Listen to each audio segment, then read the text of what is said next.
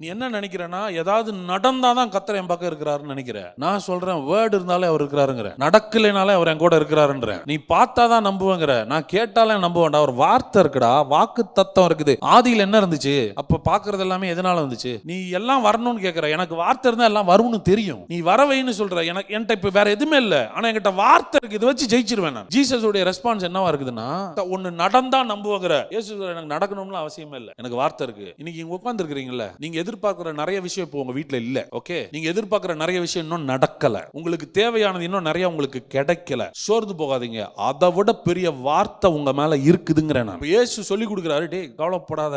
உனக்குள்ளே சில நேரம் சோர்ந்து போய் சோதனைக்குள்ளானது மாதிரி, இது என்ன பண்ண போற, அதை என்ன பண்ண போறங்கிறியா? Focus on the word. தேவனுடைய வாயிலிருந்து புறப்படுகிற ஒவ்வொரு வார்த்தையினால் நீ பிழைப்ப, ஜெயிப்ப, வாழுவ, உயர்வ, அநேகருக்கு ஆசீர்வாதமா இருப்ப. உன்னை வாழ வைக்கிறது அப்பம் இல்லடா, வார்த்தைடான்ற.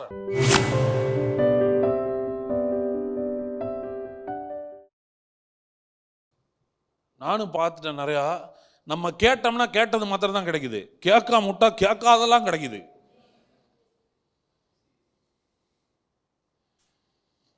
கேட்காதெல்லாம் கிடைக்குது.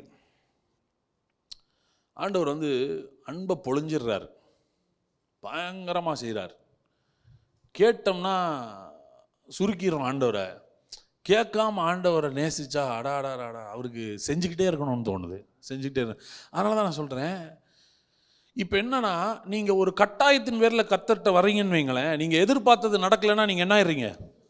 சோர்ந்து போயிடுங்க. ஆனால் அவர் எப்படி தெரியுமா? நினைக்கிறதற்கும் வேண்டிக் கொள்ளுகிறதற்கும் மிக அதிகமாக செய்யணும்னு வெயிட் பண்ணிட்டு இருக்கிறவர் அவர். இப்போ இந்த இடத்துல ஜீசஸ்க்கு ஒரு ப்ரெஷர் இருக்கு, கல்லுகள் அப்பம் ஆகணும். அப்பம் ஆனால் தான் இவன் என்ன தேவகுமாரன்னு சொல்லுவான். அப்போ தான் இப்போதான் மினிஸ்ட்ரி ஸ்டார்டிங் ஸ்டேஜ்லேயே ஒரு சோதனை. இப்போதான் மினிஸ்ட்ரி ஸ்டார்டிங்லேயே சோதனை, கல் அப்பமாக்கு. இதுலேயே நம்ம ஃபெயில் ஆகிட்டோம்னா அடுத்த மினிஸ்ட்ரி எப்படி செய்கிறது? அடுத்த ஊழியத்தை இப்போதான் பேப்டிசம் வாங்கிட்டு கீழே ஒருத்தர் அங்கே சொன்னார் வானத்திலிருந்து, இவர் என்னுடைய நேசகுமாரன், இவரில் எப்படி இருக்கிறேன். அப்போ இவரை யாருன்னு சொல்லிட்டாரு? நேசகுமாரன் சொல்லிட்டார்ல. இங்கே ஒருத்தன் கேட்குறான், குமாரனா இருந்தால் செய்யுங்கிறான். அப்போ நீ என்னுடைய ஐடென்டிட்டிலேயே சந்தேகத்தை கிளப்புற. நீ பிசாசுனுடைய தந்திரம் என்ன தெரியுமா? உங்களுடைய அடையாளத்தை கேள்வி கேட்டு சந்தேகப்பட வைக்கிறது. சில நேரத்தில் சில பதிலில் நம்ம ரொம்ப கான்ஃபிடென்ட்டாக இருப்போம். நிஜமாவா, அப்படியா அப்படின்னு கேட்டால் நம்மளுக்கு என்ன வந்துடும்? அதுதான் பிசாசுனுடைய வேலை. நல்லா தெரியும் நான் ஆண்டவருடைய பிள்ளை தானே, ஆனால் அப்படியா உனக்கு தெரியுமா, சொன்னாரா அவன்கிட்ட அப்படின்னா நம்மளுக்கு என்ன ஆயிடுது? ஒருவேளை இல்லையோ, அவனுக்கு தெரியுமோ. இது மாதிரி நம்ம லைஃப்பில் ஃபினான்ஷியலாக, ஃபிசிக்கலாக, ரிலேஷனலாக, பிஸ்னஸில், உலகத்தில், மனிதர்கள் மத்தியில் ப்ரெஷர்டான சிச்சுவேஷனில் நீங்கள் இருக்கும்போது உங்கள் மனசு எப்படி இருக்கணும்னு சொல்கிறேன். What was the response of Jesus? அடுத்த வசனம். அவர் பிரதியுத்தரமாக மனுஷன் அப்பத்தினாலே மாத்திரமல்ல தேவனுடைய வாயிலிருந்து புறப்படுகிற ஒவ்வொரு வார்த்தையினாலும் பிழைப்பான் என்று எழுதியிருக்கிறது என்றார். என்ன ஸ்டேட்மெண்ட் தெரியுமா அது? இயேசு சொல்கிறாரு, டேய் கல்ல அப்பமாக்கி சாப்பிட்டா பசி போயிடும், அதுதானே சொல்ல வர நீ? மெட்டீரியல் திங்ஸ் மேட்டர் இல்லடா, என்கிட்ட பிரெட் இல்லை, இப்போ வேர்டு இருக்குதுங்கிறார். இப்போ என்ன சொல்கிறாருன்னா, நீ என்ன நினைக்கிறேன்னா, ஏதாவது நடந்தால் தான் கர்த்தர் என் பக்கம் இருக்கிறாருன்னு நினைக்கிற. நான் சொல்கிறேன், வேர்டு இருந்தாலே அவர் இருக்கிறாருங்கிறேன், நடக்கலைனாலே அவர் என் கூட இருக்கிறாருன்றேன்.